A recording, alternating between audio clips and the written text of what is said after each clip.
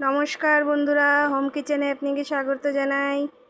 তো নিয়ে নিয়েছি আজকে নতুন একটা রেসিপি নিয়ে নিয়েছি কুমড়া। দেখেন কত সুন্দর করে ভালো করে যে চিড়া লাগাই নিয়েছি।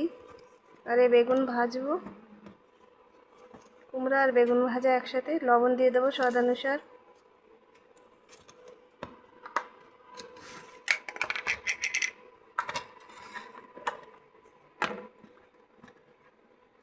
দিয়ে দেবো লঙ্কা পাউডার,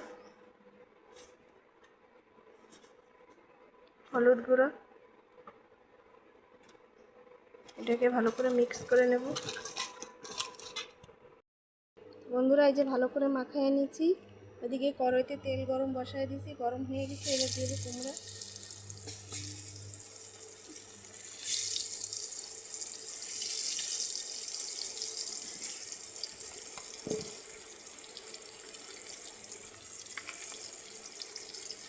ভালো মতন ভেজে নেব।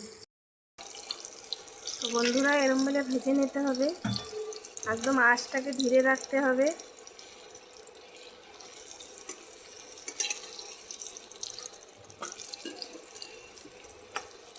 দেখাচ্ছে না দারুণ, খেতে দারুণ লাগে বন্ধুরা গরম ভাতের সাথে। দেখেন গলে গেছে খুব সুন্দরভাবে। এবার সব তুলে নেব। তো বন্ধুরা, এক চুলা উঠে নিয়েছি, আর এই যে বসায় দিয়েছি বেগুন আর কুমড়া কাটা। ভেজে নেব ভালো করে।